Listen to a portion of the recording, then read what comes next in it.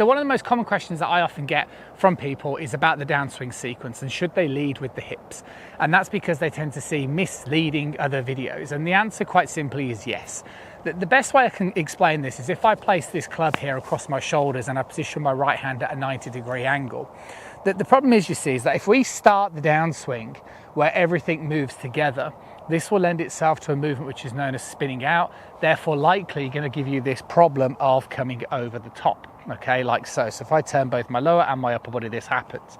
This means I'm either going to need loads of shallowing to keep the club on plane, or I'm just going to come over the top and steep. So you can't necessarily move like that and then just drop your arms to compensate. So what we need to do is we need to be able to create a separation. A separation basically means, as you can see here, I'm allowing my lower body, so my pelvis, to move progressively towards the target. So imagine my belt buckle moving towards the target as I'm demonstrating here.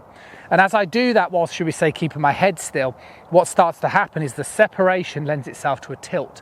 So can you now see the way, if I allow my lower body to move first, keeping my head still, see the way my shoulder can drop down, therefore so can my hands, therefore getting me, if you like, into the slot type position. However, there is a slight problem with this, because to be able to correctly move your hips in the start of the downswing, quite simply just two movements are required.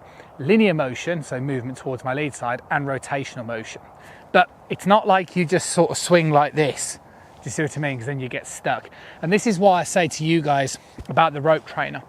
Because what we need to do inside the golf swing is introduce an element of like using the ground, vertical ground force.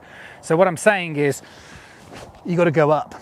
You see, as my left hand goes back and behind me, around that tilted motion, can you see the way that allows my pelvis to move to the left? And what I'm basically saying is, that's the correct move. So with students that I work with, yes, you do need to move your lower body first. But what I'm trying to say is the key thing is actually this feeling of letting this lead arm or lead shoulder go back behind you will actually allow the pelvis to move into that direction, and it will make a significant difference towards your game. So a rope swings are very useful. Lead hand only swings are equally very, very useful. See what I'm doing here? And that gives me the ability to produce those things that I spoke about. It's a simple drill. It's important that you understand it. I'll see you soon.